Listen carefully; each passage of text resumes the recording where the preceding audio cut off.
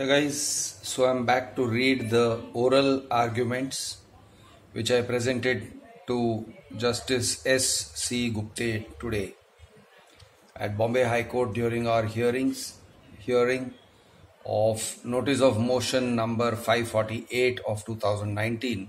This is a part of the defamation case against me. So I'm going to just read to you segments of that. Actually, I'll try to read the whole thing. I have because it's quite important. There are many points. It may get a bit long, and if it gets long, I'm going to read it to you in two parts.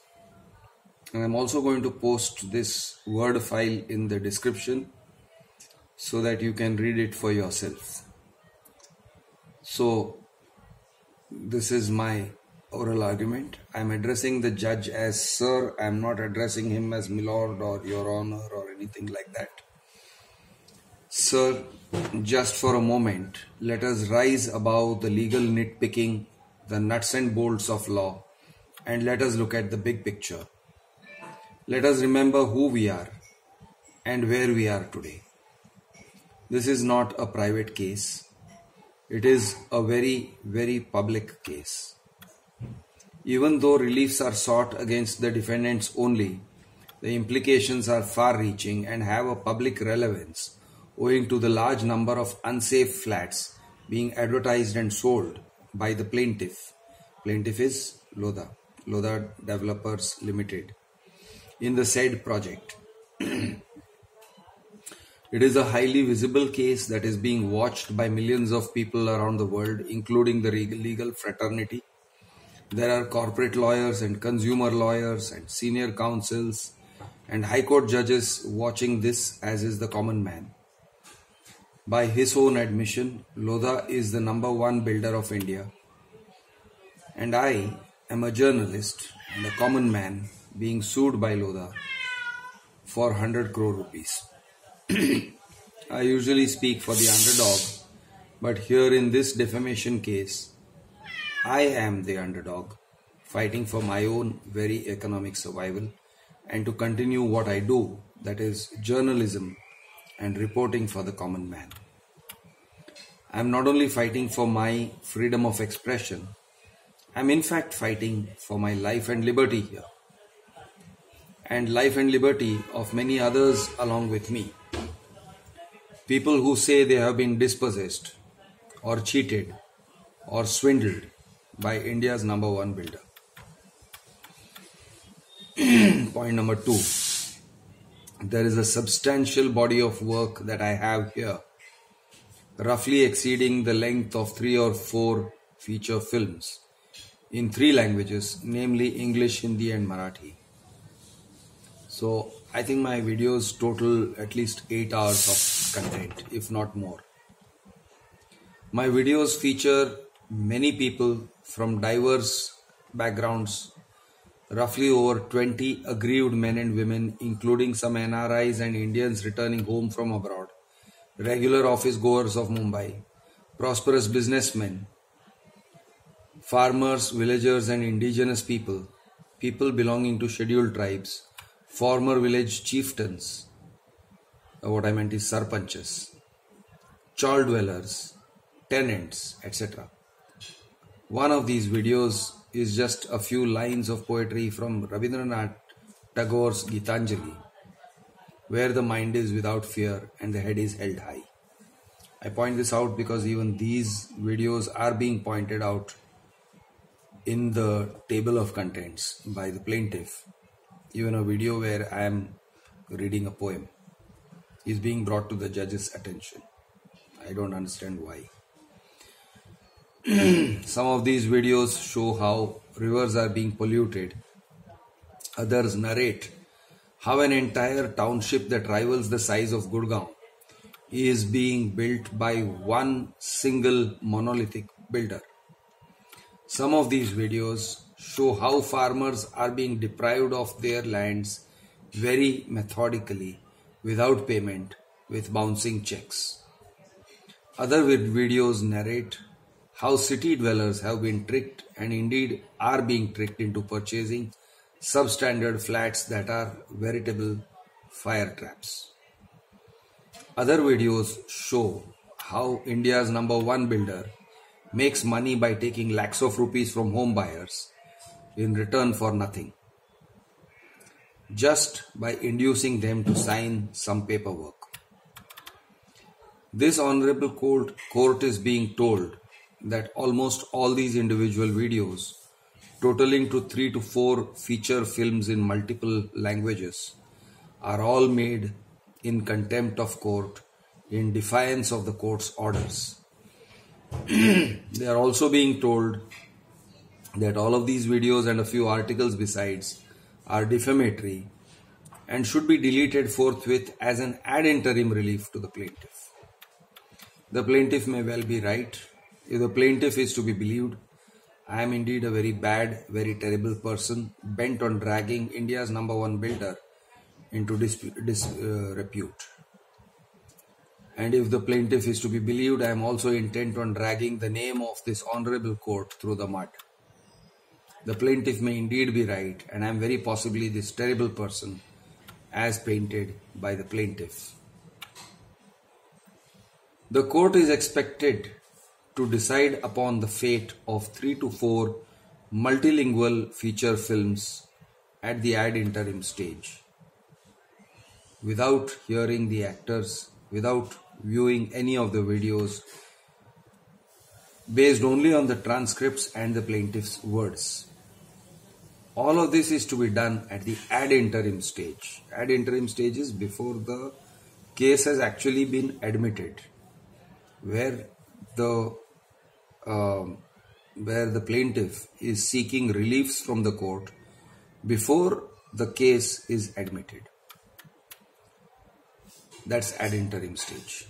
And oh yes, these deletions are to be done worldwide, not just blocking the videos for people of India, which was already done and reversed.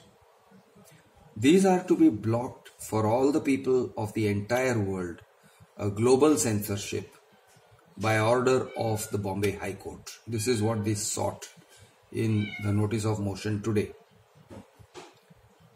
To decide what? So, what is the court to decide? To decide that 1.3 billion Indians will not view these videos? No. To decide that 7 billion people of the world will not view these videos, of planet Earth will not view these videos. That is what is sought in today's notice of motion number 548, Global Censorship by Bombay High Court. What an amazing jurisdiction to wield. What raw power you shall wield, my lord. You are now the censor board of the whole world. You shall decide what the citizens of China and USA shall not watch. And all this amazing power shall be wielded at the ad interim stage, my lord.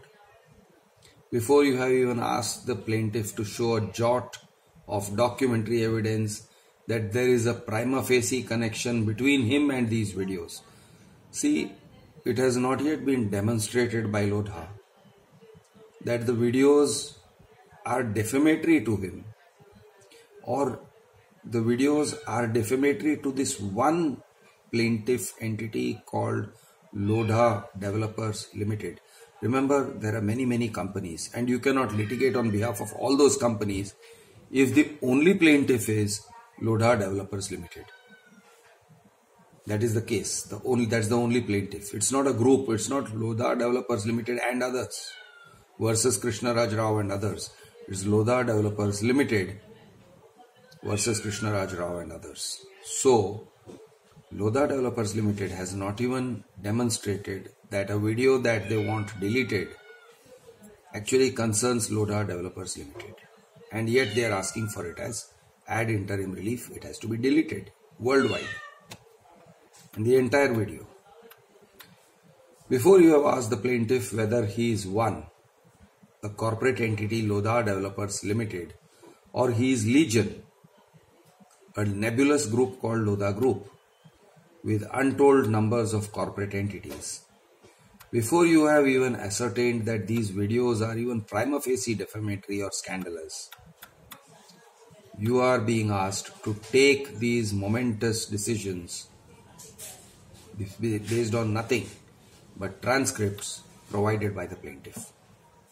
I am saying this to the judge. And of course, an eloquent description of these videos are provided by the counsel, Mr. Jagtiani, within the span of a few minutes. You, sir, are being asked to exercise censorship without even viewing the videos. And censorship of not just a few lines or words, censorship of the entire body of work, entire videos worldwide. But there is more. You are being asked to throw me in civil prison, attach my assets, reduce my family, my aged mother, my wife and children to be at the mercy of the plaintiffs and the whims of this honorable court. And you are asked to strike off my defense. Take away my right to defend myself. That is another one of the prayers. Strike off his defense. Take away my right to defend myself in court. So Ajmal Kasab, the Pakistani terrorist with AK-47s and explosives, was entitled to a defense in court. But I, a journalist armed with a smartphone camera, will not have a defense. And all this is by way of ad interim relief to the plaintiff before you have even asked the plaintiff whether he is one or legion. You know, there is an expression in the Bible where some demons come out of a pig, I think. I don't remember. A pig is there was some exorcism, and the demons or the ghosts say something like, my name is Legion, for we are many. Something like that. So this is a reference to that. Whether he is one or he is legion. And by the way, after you have given the plaintiff all these reliefs, deleted 8 hours of videos, thrown me in civil prison, attached my properties, tied me hand and foot, silenced the people appearing in my videos, etc., the plaintiff is simply at liberty to withdraw his suit if things are not going his way. Just take these reliefs, turn me irrevocably and irreversibly into a contemner in the eyes of the Honorable Court, permanently and irrevocably delete hours and hours of video footage, and then just withdraw from the suit and walk away. Because all this is at an ad interim relief stage. Now he can do it even at a later stage, but ad interim relief is before he is even admitted, before the case is even admitted by the High Court. And this is not a hypothetical scenario. The plaintiff has done exactly this within the last week or so. He was withdrawn from a High Court case when it was about to decide that RERA has jurisdiction over Lodha, New Cuff Parade. And then in one case they withdrew from the RERA tribunal where they appealed against a home buyer who wanted only to basically call an architect and measure their own flat. So this is the position. Now in the process, what are the larger issues being decided at the ad interim stage without even looking at the maintainability of the defamation case? What is at stake in this particular notice of motion? What is at stake here is the right of the consumer to publicly criticize a product that he has purchased, for which he has paid crores of rupees. And what is at stake here is the right of a journalist, activist, blogger or common man to criticize the work of a manufacturer of goods and deliverer of services, such as the plaintiff, after he has manufactured and delivered an arguably shoddy and dangerous product. A product that places the lives of thousands of people at risk and deprives the consumers of their entire life savings as a consideration. What is at stake is freedom of the media. Sir, This case is standing like a lighthouse of law, and the signals are being seen by passing ships. So the Honorable Court needs to ask itself, what is the signal it wishes to send out to them? Unless these videos and articles are proven to be defamatory, slanderous, libelous, etc. in their entirety, the entire videos and articles cannot be taken down. They represent my entire body of work, and it is my firm belief that in the eyes of the law, my entire body of work have to be assumed to be innocuous unless proven otherwise. Through this notice of motion, the plaintiff is calling upon this court to overreach its own jurisdiction and cross all boundaries of legal propriety in order to give him the reliefs he seeks. The plaintiff seeks these reliefs with no questions asked of him. Does the court enjoy the jurisdiction to pass such orders to impose worldwide censorship? Does this honorable court have the jurisdiction to even hear this notice of motion? Because if the court does not have the jurisdiction to grant these prayers, then it cannot have the jurisdiction to even hear the notice of motion. I submit that the notice of motion fails the test of law at inception. It is stillborn. Now here is one more question for the honorable court to ponder. Can the scope of this notice of motion be wider than the scope of the entire suit?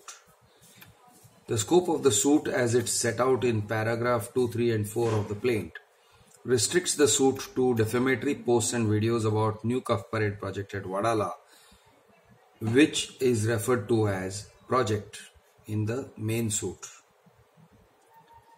And more particularly, the flat numbers B3103 and B3104 on the 31st floor of a building called Dioro, which are referred to as flats.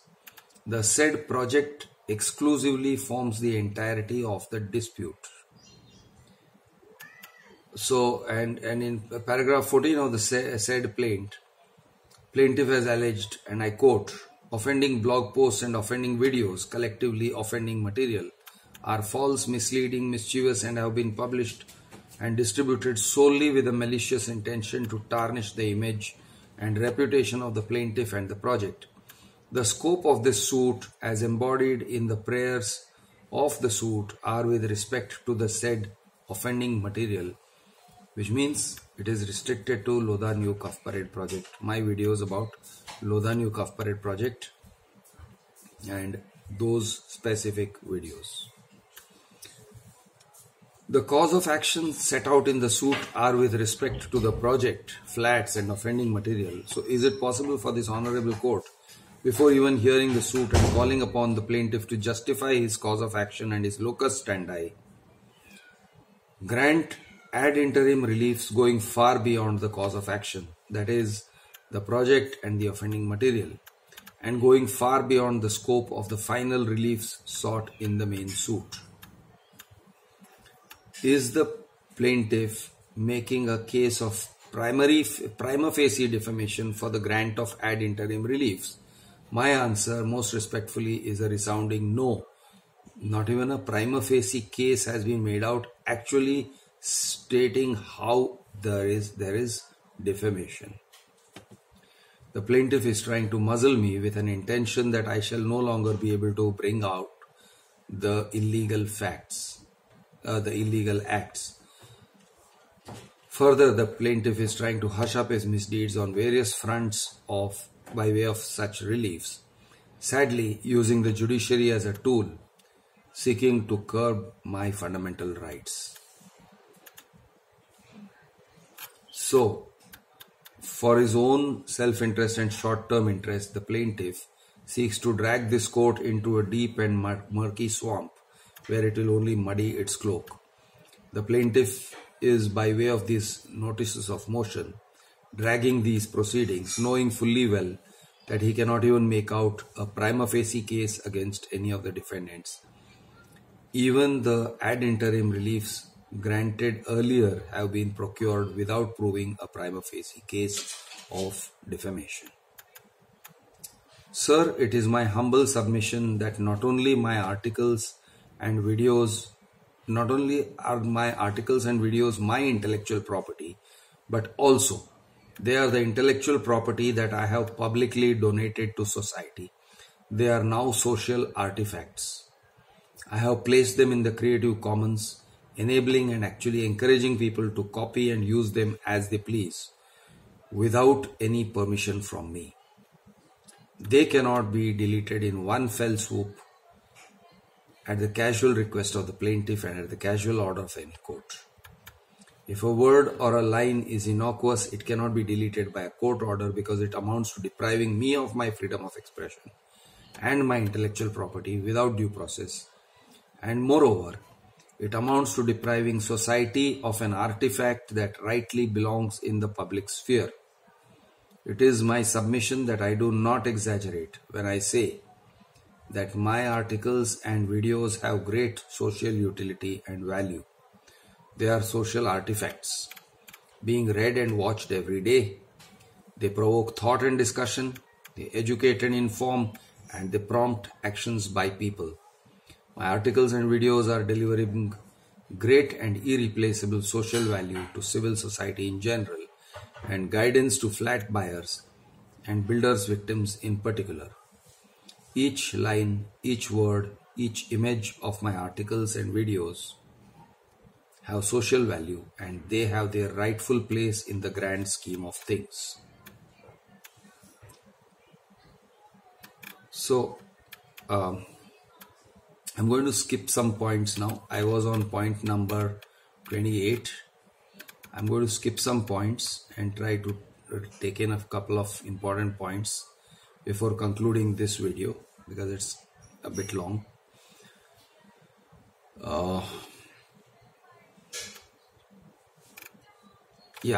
The content that the plaintiff seeks to be deleted or banned under the present notice of motion is not merely a matter concerning my freedom of expression. It is also concerning the constitutionally guaranteed freedom of expression of all the people who have spoken in my videos.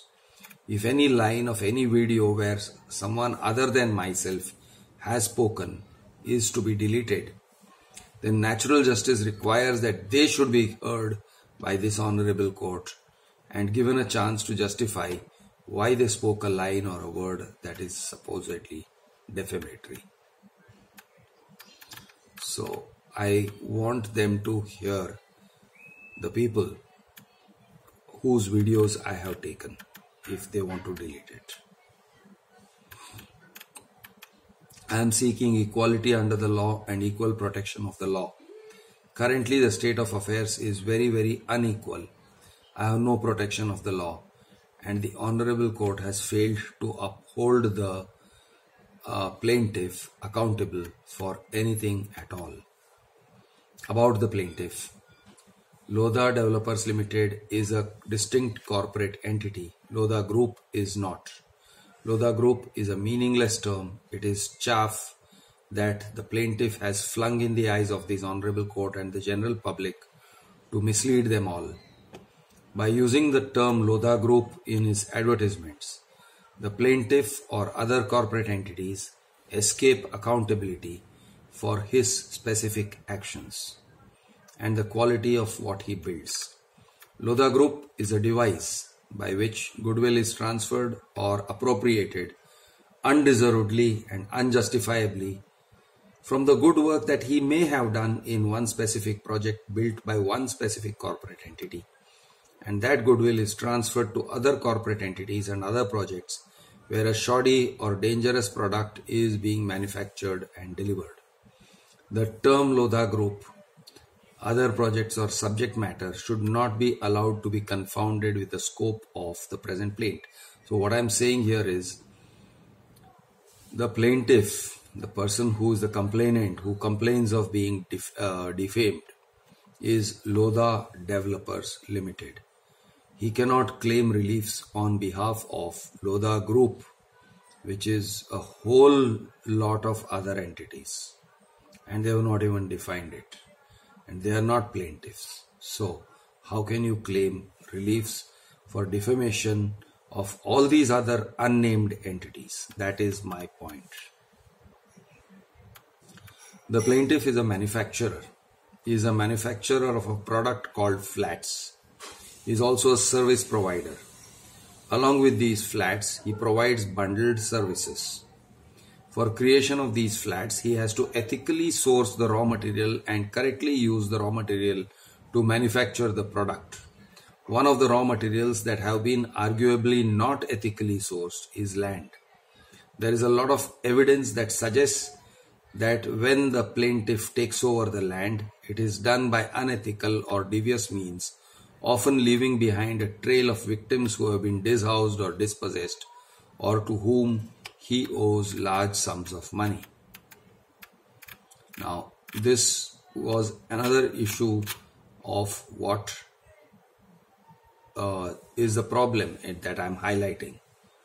My videos show the people whose life and liberty has been trampled by the plaintiff. My videos project the voices of the people whose life and liberty has been taken away and even their freedom of expression has been trampled. People who have been rendered voiceless in their own disputed matters. Not all battles are fought on geographical borders of India. Our battle here is for economic and financial sovereignty of the people against the offenders who abuse and divert the political system, the police, and the courts against the people.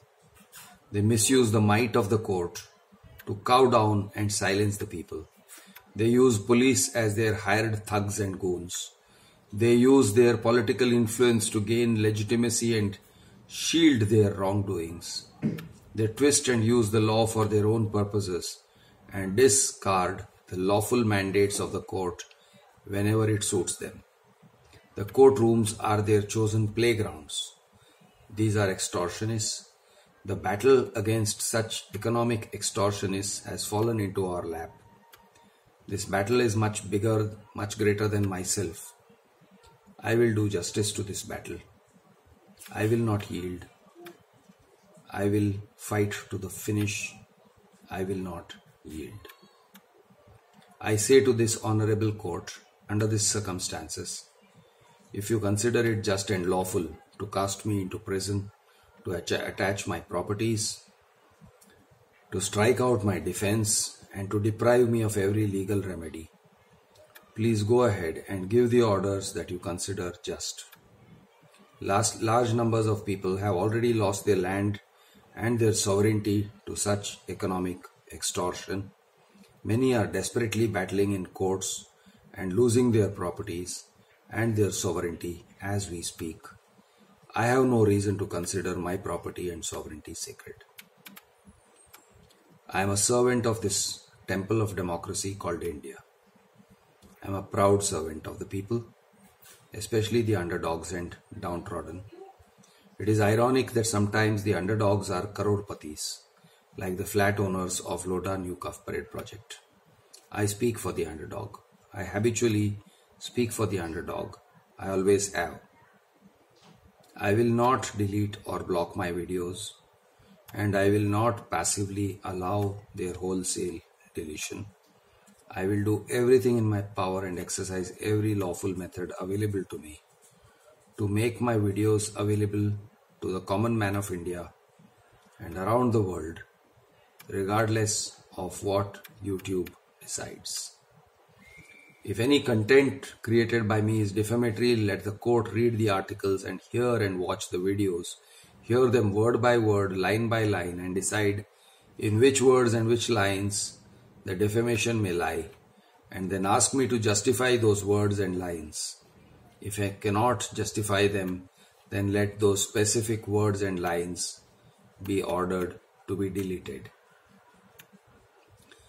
Again, in the spirit of the big picture, let us understand the true nature of what is going on here.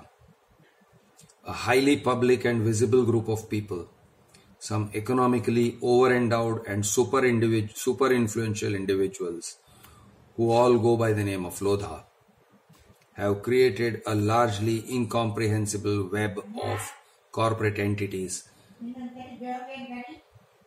which they collectively refer to as Lodha Group.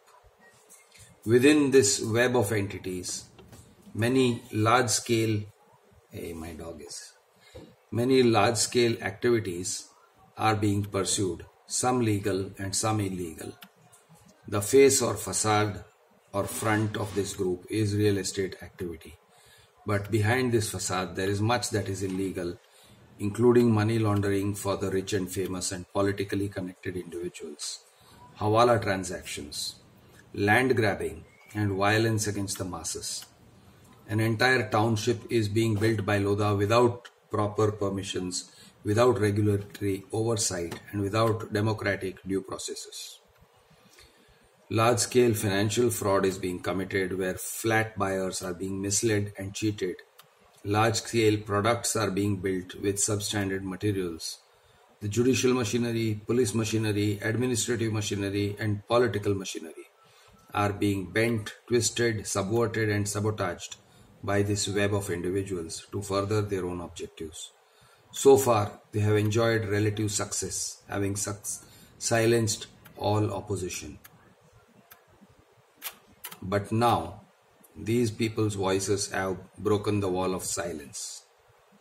When we make those videos about Lodha New Cuff Parade project that went viral, the wall of silence was broken. It wasn't just the walls of Shilpi Thad's flat that we broke. It was a wall of silence itself, into which we unknowingly punched a large hole.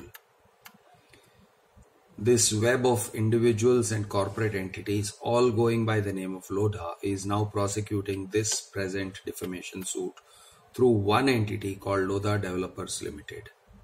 This entity is a proxy, and the defamation suit is a proxy war. It is seeking the court's orders to create another wall of silence to replace the one that we broke.